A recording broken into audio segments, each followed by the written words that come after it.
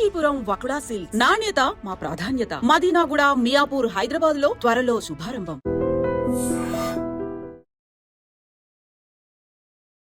Hi hello నమస్తే, welcome back to iDream media. ఈరోజు మనతో ఉన్నారు సర్టిఫైడ్ వెల్త్ మేనేజర్ అయిన రేవంత్ చల్మల గారు. సార్తో మాట్లాడదాం. Hi sir. హలో అండి. సార్, రీసెంట్గా నా లైఫ్లో ఒక సిచ్యువేషన్ జరిగిందనమాట, ఇన్వెస్ట్మెంట్ గురించే. ఓకే. మా మావయ్య గారు రిటైర్మెంట్ జరిగిందనమాట. ఒక మంచి అమౌంట్తోనే రిటైర్ అయ్యారు ఆయన. ప్రైవేట్ జాబే, ఫార్మా. సో వాళ్ళు ఏంటంటే ఎవరైతే ఒక 30 years పాటు వెళ్తూ ఉంటారో వాళ్ళకి ఒక మంచి అమౌంట్తో పంపిస్తూ ఉంటారు అనమాట. అన్ని చోట్ల కాదు, డిపెండ్స్ ఆన్ దేర్ కండక్ట్. ఆయన ఒక 30 lakhs అమౌంట్తో బయటకు వచ్చారు. వచ్చాక మేము ఆయన ఫంక్షన్ అయిపోయింది, మేము కార్లో వస్తున్నాం. యు నో ద ఫార్మసిటీ, మెదక్ నుంచి మనకు రూట్లో వస్తుంటే ఆయన విరాట్ అది ఆ ల్యాండ్ ఉంది చూసావా, అది ఆ టైంలో నేను జాయిన్ అయిన టైంలో అది 10,000 రా. 10,000 అది. ఇప్పుడు ఉన్న అమౌంట్ కనీసం అప్పుడు పెట్టుంటే ఇప్పుడు మన దగ్గర ఒక 15 కోట్ల పైన ఉండేది. నేను కానీ మా ఫ్రెండ్స్ కానీ ఎవరికి ఆ ఐడియా రాలేదు, పెడదామని రాళ్ళు రప్పలు అనుకున్నాము అని ఒక పాయింట్ చెప్పారనమాట.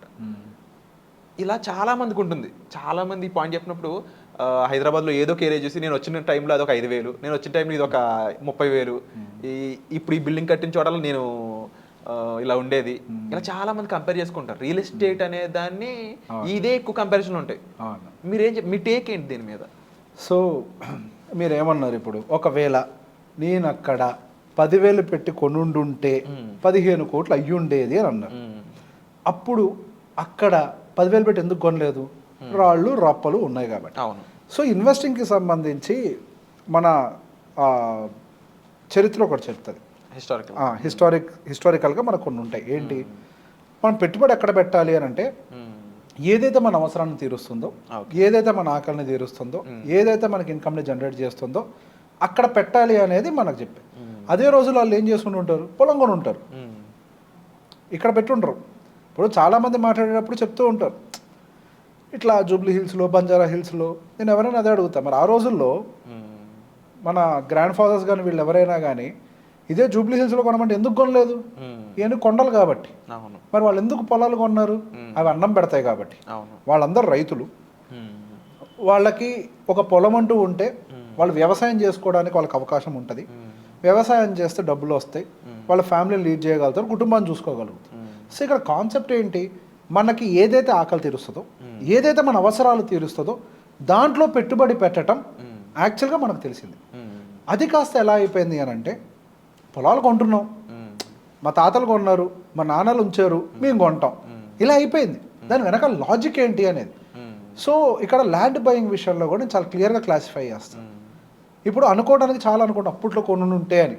అసలు ఎవరికీ తెలియదు ఏ ఏరియా ఎట్లా పెరుగుద్ది అనేది. అది ప్రభుత్వాన్ని బట్టి మారిపోద్ది. ఏ ప్రభుత్వం ఏ ఏరియా వైపు ఏ డెవలప్మెంట్ ఇస్తుందో ఎవరికి తెలుసు? అది ఎవరికీ తెలియదు. ఇప్పుడు చాలామంది ఇలానే భూములు పెరుగుతాయి కదా అని చెప్పి పెరిగిన వాళ్ళు ఉన్నారని లేదనట్లేదు, పెరగని వాళ్ళు చాలామంది ఉన్నారంటున్నాను నేను. పెరగకుండా అంటే రిటర్న్స్ అసలు లేవని కాదు. ఎంత పెరుగుతుంది అని అంటే బ్యాంక్ కొట్టేమే కొద్దిగా ఎక్కువ పెరుగుతుంది అంతే. ఆ రిటర్న్స్ కోసం కాదు కదా మనం ఉండేది. సో బేసిక్గా మనం ఎక్కడైతే పెట్టుబడి పెడుతున్నామో అది మన ఆకలి తీర్చేటువంటి భూమి అయి ఉండాలి. అదే భూమి కొనేటప్పుడు ఇప్పుడు ఇదే మీ లాజిక్ని పెట్టుకొని ఇక్కడి నుంచి జస్ట్ హైదరాబాద్ సమీపంలో అని అనగానే 100 కిలోమీటర్ల అవతల ఉంటుంది, అక్కడికి వెళ్ళి కొంటే నీట్గా కార్ ఎక్కించుకొని తీసుకెళ్తారు. మీకు నొప్పి తెలియకుండా, వెళ్ళే జర్నీ తెలియకుండా మంచిగా కబుర్లు చెప్తాడు. మరి తప్పేం లేదా? What ever he's doing is his business. Definitely he's doing his business, అది తప్పేం లేదు. కాకపోతే ఇక్కడ మనం ఆలోచించుకోవాలి, మనకు అవసరమా లేదా అంతే. ఇప్పుడు మనకు అవసరం లేనప్పుడు దాని జోలికి వెళ్ళదు. సో రియల్ ఎస్టేట్ విషయంలో అదే చెప్తాను నేను. మన దగ్గర ఎన్ని ఎకరాలు ఉన్నాయి, ఎక్కడెక్కడ ఉన్నాయి, ఇది కాదు ఇంపార్టెంట్. మీకు ఊర్లో 10 ఎకరాలు ఉండొచ్చు, దానికి సంవత్సరానికి వస్తే నెలకి సంవత్సరానికి ఒక ఎకరానికి 25,000 చొప్పున వేసుకుంటే 2.5 లక్షలు వస్తాయి. అంతకు మించి ఏం రాదు. ఆ 10 ఎకరాల విలువ ఒక 5 కోట్లు ఉండొచ్చు, దానివల్ల ఎటువంటి ఉపయోగం లేదు. ఆ 5 కోట్లు తీసుకొని మీరు హైదరాబాద్కి వస్తే ఒక 300 గజాల బిట్లు 3 కోట్లకు వస్తుంది, ₹1,00,000 గజంది. దాంట్లో 2 కోట్లు పెట్టి కన్స్ట్రక్షన్ చేస్తే వర్స్ట్ సినారియోలో దానికి నెలకే మీకు 2.5 లక్షలు 3 లక్షలు రెంట్ వస్తుంది. సో పెట్టుబడి పెట్టేటప్పుడు మన ఆకలి ఏది తీరుస్తుందో అక్కడ పెట్టాలి. ఇప్పుడు ఏమవుతుంది, అన్నెసరీగా మనకు తెలిసి తెలియక అప్పుడు అక్కడ భూములు పెరిగాయి కాబట్టి, అంటే అగ్రికల్చరల్ ల్యాండ్స్ పెరిగాయి కాబట్టి అక్కడే అగ్రికల్చరల్ ల్యాండ్ కొంటాను అని అంటే ఇది ఒక రకంగా చెప్పాలి ఎట్లా అంటే ఇది ఒక రైతు కడుపు కొట్టినట్టే. నువ్వు అన్నెసరీగా నీ సంబంధం లేని దాన్ని వెళ్ళి కొనటం వల్ల నువ్వు డిమాండ్ పెంచేసావు. అగ్రికల్చర్ ల్యాండ్ ఎవరి దగ్గర ఉండాలి? ఫార్మర్ దగ్గర ఉండాలి. ఎందుకు? ఆయన అక్కడ పని చేస్తాడు కాబట్టి, ఆయన అందరూ దిగి పని చేస్తాడు కాబట్టి నీ దగ్గరే ఉండాలి. ఒక కమర్షియల్ ల్యాండో, ఒక ప్లాటో ఇట్లాంటివి ఉండాలి. నువ్వు దాంట్లో కన్స్ట్రక్ట్ చేసుకొని ఉండాలి. నువ్వు అట్లా కాకుండా ఇట్లా ర్యాండమ్గా ఏదో ఎస్టిమేట్ చేసుకొని అక్కడ పెరిగింది కాబట్టి నేను అక్కడికి వెళ్తా, ఇక్కడ పెరిగింది నువ్వు ఇట్లా కాదు. నీకేది సూటబుల్, నీకు ఏది అవసరం. ఇప్పుడు నీకు కావాల్సినంత క్యాష్ జనరేట్ అవుతుందా? ఓకే. నెక్స్ట్ ఎక్కడ గ్రో అవుతుందో ఒక యాంటిసిపేట్ చేసి ఒక బిట్ కొనుక్కో, తప్పులేదు. నీకు క్యాష్ జనరేటింగ్ ఉందా? లేదు. ఇప్పుడు బేసిక్గా మన భారతదేశంలో 99.99% శాతం మందికి సరిపడా క్యాష్ ఫ్లోనే లేదు. ఫస్ట్ నువ్వు ఏం చేయాలి? క్యాష్ ఫ్లోనే కదా పెంచాల్సింది. ఇప్పుడు ఒకటే మాట్లాడుకుంటా, సంవత్సరం ఉద్యోగం పోతే ఏం చేస్తారు? ఎట్లా బతుకుతారు? నేను చూశాను కొంతమందిని. ఆయన మంచి కేస్ స్టడీ కాబట్టి చెప్తున్నాను, పేర్లు నేను అవసరం ఉన్నాయి. కానీ ఉద్యోగం పోయింది మన లే ఆఫ్లో అనుకోకుండా. ఆయన అదృష్టం ఏంటి అని అంటే ఆయన బెంగళూరులో బిల్డింగ్లు కట్టుకున్నారు. 3 లక్షలు రెంట్ వస్తుంది. ఓకే, నెల ఉద్యోగం పోయినా కానీ ఎట్లా సస్టైన్? అదే నేను చెప్పేది. అంటే ఎనీ ఇన్వెస్ట్మెంట్, ఏ ఇన్వెస్ట్మెంట్ అయినా సరే, ల్యాండ్ అన్న ఏ ఇన్వెస్ట్మెంట్ అయినా సరే, దాని నుంచి మనకు ప్యాసివ్గా ఇన్కమ్ క్రియేట్ అవుతేనే అది ఒక ఇన్వెస్ట్మెంట్ కింద చూడాలంటారు. అంటే ఫస్ట్ మన సెక్యూరిటీని చూసుకోవడం చాలా ఇంపార్టెంట్ అండి. మనం ఒక 2 సంవత్సరాల పాటైనా ఉద్యోగం చేయకపోయినా బతకగలిగేలాగా ఉండాలి. ఆ తర్వాత నెక్స్ట్ మనకి కొన్ని ఎస్కేప్ కాలేని రెస్పాన్సిబిలిటీస్ మన జీవితంలో ఉంటాయి. పిల్లల చదువులు మనం ఎస్కేప్ చేయగలుగుతాము? ఇప్పుడు మనం ఎస్టిమేషన్ చేసేటప్పుడు పిల్లల చదువు దేంతో చేస్తామని అంటే, నేను చదువుకునేటప్పుడు ఒక 4-5 లక్షలు ఖర్చు అయింది, ఇప్పుడు అయితే ఒక 10 లక్షలు అవుద్ది అని ఇన్ఫ్లేషన్ పెరిగిన. ఇప్పుడు మన పిల్లల్ని చదివించాలనుకునేటప్పుడు మనం సేమ్ కాలేజ్లో చదివించాలనుకుంటామా? నెక్స్ట్ వర్షన్కి వెళ్ళాలి, బెటర్ వర్షన్కి వెళ్ళడానికి ట్రై చేస్తాం. బెటర్ వర్షన్ చాలా ఎక్స్పెన్సివ్ ఉంటుంది కదా. ఆ రోజుల్లో మీరు 5 లక్షల కాలేజ్ అని అంటే ఆ రోజుల్లో 10 లక్షల కాలేజీని మీరు ఎఫోర్డ్ చేయాలి. ఈ రోజుకి అది 20-25 లక్షలు అయి ఉంటుంది. మీ పిల్లలు అక్కడికి వెళ్ళేసరికి 80 లక్షలు అవుతుంది. సో మీకు 80 లక్షల రూపాయలు ఎందులో ఉండాలి? క్యాష్ రిలేటెడ్ అసెట్లో ఉండాలి. ఎందుకు క్యాష్ రిలేటెడ్ అసెట్ అంటున్నాను? ఒకవేళ మీరు ల్యాండే కొన్నారు, ల్యాండే ఉంది, పిల్లలు చదువుకమ్మ అమ్మేద్దాంలే అని చెప్పి ఆ టైంకి మీకు బేరం దొరకపోతే, రియల్ ఎస్టేట్లో ప్రైస్ పడదు అని అందరూ అనుకుంటారు, కానీ ఎవరు చెప్పారు రియల్ ఎస్టేట్లో ప్రైస్ పడదని? మీకు బయ్యర్ దొరకట్లేదు అని అంటే అక్కడ రేట్ లేదనే కదా మీనింగ్. రేట్ లేకపోతేనే బయ్యర్ దొరికేది. ఇప్పుడు నాకు కొంతమంది క్లయింట్స్ చెప్తూ ఉంటారు, సార్ అమ్ముదాం అని అంటే దొరకట్లేదు సార్, 20,000 సార్ గజం ఇప్పుడు మార్కెట్లో, 18,000కి పెట్టా, 2,000 తగ్గించి 10% డిస్కౌంట్ ఇచ్చా, రాట్లే. 16,000 పెట్టా, 20% డిస్కౌంట్ ఇచ్చా, రాట్లే. ఏంటి సార్ ఇట్లుందని అన్నారు. దాన్నే వాలటాలిటీ అంటారు, దాన్నే పడిపోవటం అని అంటారు. భూమి పడదు అనే కాన్సెప్ట్ లేదు, భూమి కూడా పడుతుంది, నీకు అంటే కనిపిది అంతే. రియాల్టర్స్ సంబంధించి కొంతమంది అనలిస్ట్లో ఇన్వెస్టర్ ఏమన్నా అనండి, వాళ్ళని అడ్రస్ చేయండి. వాళ్ళు ఏమంటారంటే, యూజువల్గా వాళ్ళు చెప్పే మాట చెప్తున్నా, విరాట్ గారు మీరు కంపేర్ చేయండి, మార్కెట్ పడుతుంది, గోల్డ్ కమోడిటీస్ తీసుకోండి అంటే అసెట్ అలొకేషన్లో వాళ్ళు ఏం చేస్తారు, ల్యాండ్ని ప్రైస్ చేస్తారు 100%. ఏ ల్యాండ్ని? ఈ దూరంగా పెట్టి ప్లాట్స్గా డివైడ్ చేసిన భూమిని.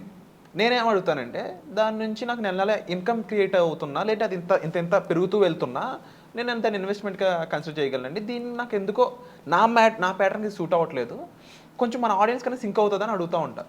అక్కడ మాత్రం ఆగిపోతుంటారు, దానికి కన్క్లూజన్ ఇవ్వట్లేదు. దట్ వాస్ ద పాయింట్ అండి. ఇప్పుడు మీరే ఉన్నారు, ఆల్రెడీ ఒక లేఅవుట్ వేస్తాడు ఒక మనిషి, మీ ఫ్రెండ్ అక్కడ కొన్నాడు 200 గజాలు బిట్టు. ఇప్పుడు ఆ అబ్బాయికి ఏదో డబ్బులు అవసరం వచ్చింది, ఒక 20 లక్షలు చెప్తున్నాడు, మీరు వెళ్ళి కొంటారా అవసరం లేకుండా? ఎక్కడో 100 కిలోమీటర్లు అవసరా? ఇప్పుడు నేను వాళ్ళు వేసింది తప్పను, ఫ్యూచర్ ఇన్వెస్ట్మెంట్ పెట్టొదిలేని కూడా తప్పను. సో బేసిక్గా రియల్ ఎస్టేట్ అనేది మంచి వెల్త్ క్రియేటర్. నేను మంచి ఫ్యాన్ని రియల్ ఎస్టేట్ని. రియల్ ఎస్టేట్తో ఆడుకోవాలంటాను. ఆడుకోవడం అని అంటే క్యాష్ జనరేటింగ్ అసెట్ లాగా తయారు చేయాలని అంటాను. So real estate is a beautiful product for wealth creation. But మన అవసరాలు తీర్చే అసెట్ కాదు రియల్ ఎస్టేట్. మన అవసరాలు తీర్చేది cash rich assets. Cash rich అసెట్ని ఎట్లా చేయాలి? Take a land, construct a house, not the house, maybe the commercial or 1 BHKs ఇట్లాంటివి కన్స్ట్రక్ట్ చేసి రెంట్కి ఇవ్వండి. 1 లక్షో 2 లక్షలో రెంట్ మీకు డబ్బులు వస్తాయి.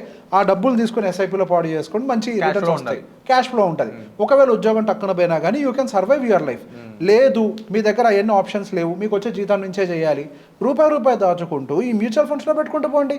ఇక్కడ ఒక పాయింట్ అంటారు కదా, భూమి పడదని. నేను అడుగుతున్నాను ఎంతమంది, ఇప్పుడు కొంతమంది బెనిఫిట్ అయిన వాళ్ళు ఉన్నారు, నేను కాదని అనట్లేదు. నిజంగా అమ్మకానికి పెట్టుకున్నప్పుడు వెంటనే అమ్ముడుపోయిన భూములు ఎన్ని ఉన్నాయి? అమ్ముడు పోవట్లేదు అని అంటే దానికి వాల్యూ లేదని కదా. లిక్విడిటీ లేదు, లిక్విడిటీ లేని చోట వాల్యూ లేదనే. ఇప్పుడు బయర్స్ ఉన్నారు, ఇప్పుడు డిమాండ్ ఉంటే బయర్ ఉంటాడుగా, బయర్ ఉంటే మీది వెంటనే సేల్ అవుతుందిగా. బయర్ లేడంటే మీనింగ్ ఏంటి? అక్కడ డిమాండ్ లేదు, దానికి ఆ రేటు లేదు, నువ్వు చెప్పే రేటుకి ఎవరు రావట్లేదు, మరి దాని మార్కెట్లో డబ్బులు అదే ఫాలో అవటమే కదా. ఇప్పుడు దానికి ఇట్లా గ్రాఫ్ కనపడదేమో, బంగారం పడుతుంది, స్టాక్ మార్కెట్ పడుతుంది, అంటే ఇంట్రెస్ట్ రేట్స్ పడతాయి, రియల్ ఎస్టేట్ కూడా పడుతుంది. చైనాలో వాళ్ళ ఎకానమీ పతనం అయిపోవడానికి కారణమే రియల్ ఎస్టేట్. స్ట్రైట్ అవే 20% డిప్ అయిపోయింది అఫీషియల్గానే, 25% రియల్ ఎస్టేట్ వాల్యూ. యుఎస్లో మనకి లీమన్ బ్రదర్ కొలాబ్స్కి కారణం ఏంటి? Real estate. And appreciation rates కూడా ఒక రీజన్ అనొచ్చా? అప్రిసియేషన్ కాదు, ఓవర్ వాల్యుయేషన్ చేయటం, ఓవర్గా పెంచేయటం. అట్లా పెంచకూడదు. రియల్ ఎస్టేట్ భూములైనా దేనికైనా క్రమ పద్ధతిలో పెరగాలి. Indian real estate is very expensive in the world now. కోకబెట్ 100 కోట్లు, ఇది ఒక ప్రైమ్ ఎగ్జాంపుల్ కింద చెప్పొచ్చా? అయిందా ట్రాన్సాక్షన్? అవ్వలే. ఇవన్నీ ఇప్పుడు అందరూ చూసారా? జనాల్లో మాత్రం కోకబెట్ 100 కోట్లు ఇదే రిజిస్టర్ అయిపోయి ఉంటుంది మైండ్ లో. అంటే అక్కడ ఆ న్యూస్ వచ్చినప్పుడు హైలైట్ చేశారు కానీ అది ట్రాన్సాక్షన్ అవ్వలేదన్న విషయం ఎవరికి తెలియదు. ఆ ట్రాన్సాక్షన్ 100 కోట్లు కాలే, అది క్యాన్సిల్ అయిపోయింది ఆ బిడ్ అప్పుడే, అది అవ్వలేదు. సో బేసిక్ గా దీన్ని మ్యానిపులేషన్ అని అంటారు. స్టాక్ మార్కెట్ ఈజ్ మ్యానిపులేషన్ అని అంటారే, అసలు మ్యానిపులేషన్ జరిగేది రియల్ ఎస్టేట్ లో. రేటును పెంచడం కోసం ఒక న్యూస్ ని క్రియేట్ చేస్తారు. అక్కడ ప్రాజెక్ట్ వస్తుంది అంటారు, అక్కడ ఇది వస్తుంది అంటారు, అక్కడ అది వస్తుందని అంటారు, రేట్లను పెంచుతారు, అమ్ముకుంటారు, పోతారు. అది మ్యానిపులేషన్ కాదా? 100% మ్యానిపులేషన్. అది నేను తప్పని అనట్లేదు. అగైన్ అది అన్ని చోట్ల ఉంటుంది, ప్రతి చోట మ్యానిపులేషన్ ఉంటుంది. మీకు తెలియదు కాబట్టి స్టాక్ మార్కెట్ తప్పు కాదు, మనం తెలుసు అని అనుకుంటాం కాబట్టి. తెలియదు ఎవరికి రియల్ ఎస్టేట్ గురించి, తెలుసు అని అనుకుంటాం కాబట్టి రియల్ ఎస్టేట్ గొప్ప ఏం కాదు. రియల్ ఎస్టేట్ గురించి మనకు తెలిసింది ఇంతే.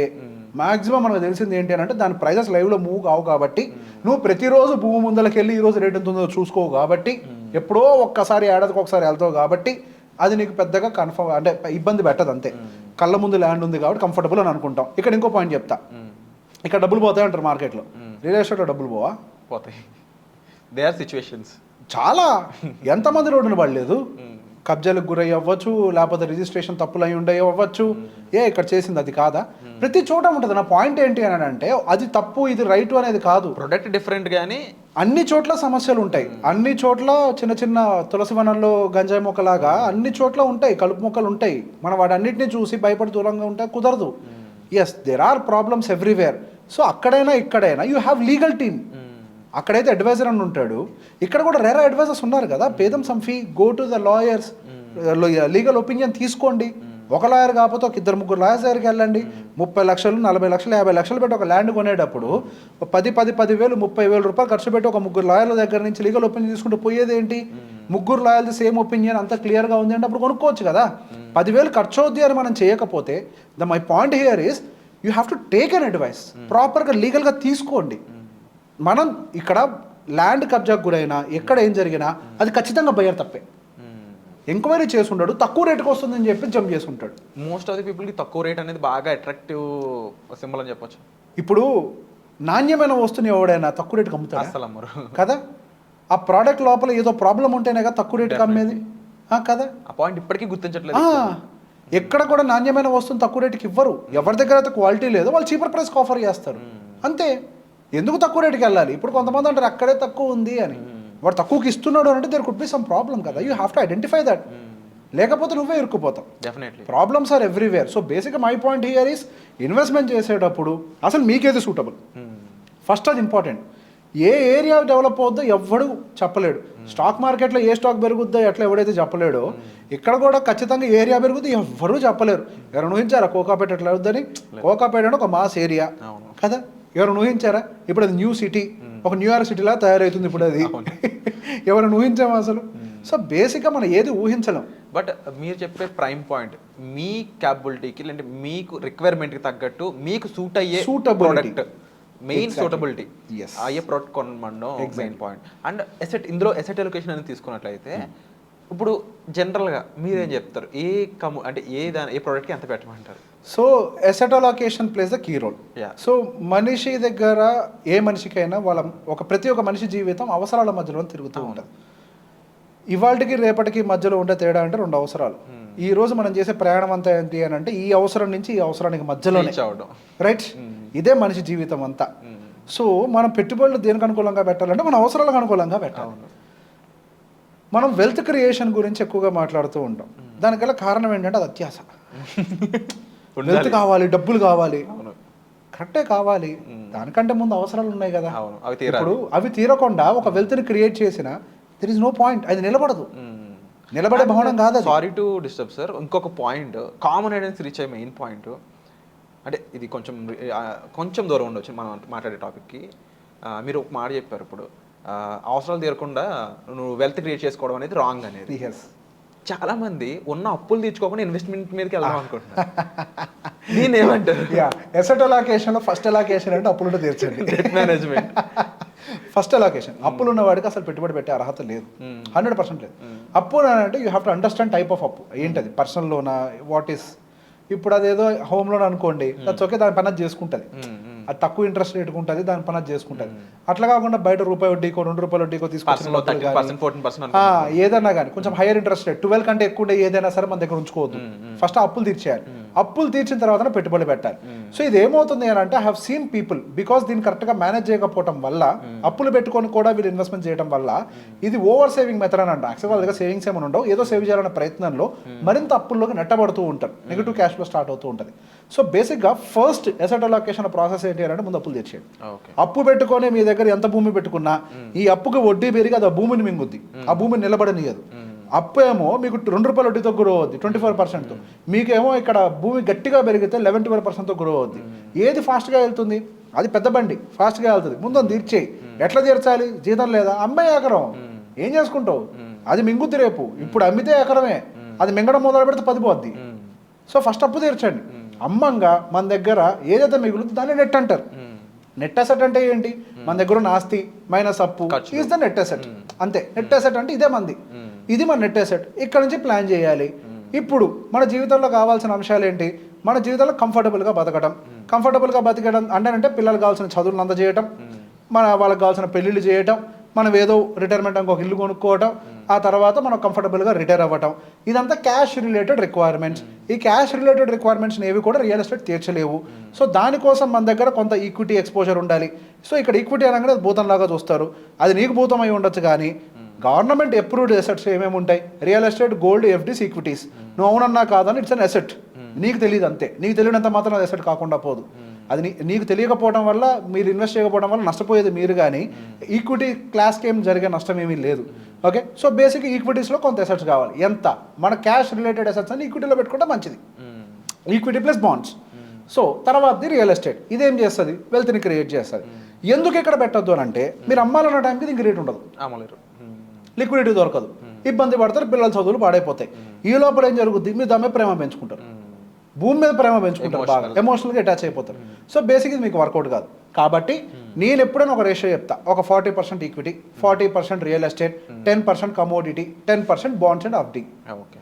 ఈ కాంబినేషన్లో పెట్టుకుంటే ఏమవుతుందంటే, ఈ 40% ఈక్విటీ మన క్యాష్ రిలేటెడ్ అవసరం తీరుస్తూ ఉంటుంది. ఈ 40% రియల్ ఎస్టేట్ ఏమైనా క్యాష్ వస్తే, అందులో కూడా 40%లో కూడా ఇసే 20% క్యాష్ రిచ్ రియల్ ఎస్టేట్ ఉండాలి, 20% వెల్త్ క్రియేటింగ్ రియల్ ఎస్టేట్ ఉండాలని చెప్తారు. క్యాష్ రిచ్ రియల్ ఎస్టేట్ అంటే రెంటల్ ఇన్కమ్ రావాలి, వెల్త్ క్రియేటింగ్ అంటేనేమో ల్యాండ్ అప్రిషియేషన్ రావాలి, అంటే growing areas, about to grow ఏరియాస్లో ఉండాలి. ఈ రియల్ ఎస్టేట్లో కూడా ఇన్ ద సేమ్ వే ఇందులో కూడా అట్లనే ప్లే చేయాలి. ఈ 10% బాండ్స్ కంపల్సరీ పెట్టాలని అంటాను. ఎందుకు? మీకు ఏదైనా ఎమర్జెన్సీ వస్తే భూమి అమ్మకూడదు, ఈక్విటీ అమ్మకూడదు. దీంతో అడ్రస్ చేయగలుగుతారు. లేదు, ఏదైనా మంచి ఆపర్చునిటీ వచ్చింది, మార్కెట్ పడ్డది, తీసి ఇక్కడ నుంచి కొనేయగలి మళ్ళీ రీఫిల్ చేయగలుగుతాం. సో ఆపర్చునిటీని గ్రాప్ చేయడానికైనా, ఎమర్జెన్సీని అడ్రస్ చేయడానికైనా బాండ్స్ ఉండాలి. కమోడిటీ. ప్రపంచం అంతా కూడా యుద్ధంలో ఇరుక్కుపోతే అప్పుడు పనిచేసేది బంగారం ఒకటే. ఆ బంగారం కూడా మన దగ్గర ఉండాలి. బంగారం అంటే మనం వేసుకునే నగల్ని కాదు, డిజిటల్ గోల్డ్ అయి ఉండొచ్చు, ఇట్లాంటివి ఏమన్నా కానీ గోల్డ్ కూడా కొంత ఉండాలి. So 40-40-10-10 that's a beautiful combination. జీవిత అవసరాలు తీరుతాయి. మనం సంపాదించేది మన కోసం, అట్లా దాచిపెట్టడానికి కాదు, అనుభవించడం కోసం. సో అనుభవిస్తూ వెల్త్ని క్రియేట్ చేయాలి. వండర్ఫుల్ ఇన్ఫర్మేషన్ రేవంత్ గారు. ఎందుకు అంటే ఒక బ్యూటిఫుల్ పాయింట్ చెప్పారు, సంపాదించేది మనం అనుభవించడానికి తప్ప దాచుకొని ఏం చేస్తామని చెప్పేసి. చాలామందికి అది అర్థం కాక, అంటే కొంతమంది ఒక పాత మాట కూడా ఉంటుంది, ఇంత సంపాదించి పోయేటప్పుడు తీసుకుపోతావా అన్నట్టు. నిలబడదు. ఇప్పుడు సింపుల్గా ఒక మాట చెప్తా, గుర్తుపెట్టుకోండి. పిల్లికి కూడా బెచ్చం పెట్టబడినోడు ఏ క్యాన్సర్ తోట దేంతో దాన్ని పోతాడు. అంటే నేచర్ హ్యాస్ సమ్ లా. నీకు డబ్బులు ఇచ్చింది అని అంటే అది రూపాయి బయటికి పోవాల్సిందే. అంటే నువ్వు ఖర్చు పెడితేనే కదా అవతలడు బాగుపడేది. ఖర్చు పెట్టని దానం చేయని అవసరం లే. పిల్లడు ఫంక్షన్ వచ్చింది, 10 లక్షలు పెట్టి చేయ, 1 లక్ష పెట్టి చేయి. నీ దగ్గర డబ్బులు ఉంటే, అప్పు చేసి చేయమనట్లే. నీ దగ్గర డబ్బులు ఉన్నాయి, ఖాళీగా పెట్టుకుని ఏం చేసుకుంటాం? Let someone grow. You celebrate and let someone grow. That is the nature's law. If you don't spend money there, it will take your health. So మీరు అసెట్ అలొకేషన్లో ఏ పాయింట్ దగ్గర ఉన్నారు? అసెట్ అలొకేషన్ చేసుకున్నారా లేదా? అండ్ మరీ ముఖ్యంగా real estate మీద మీ టేక్ ఏంటి?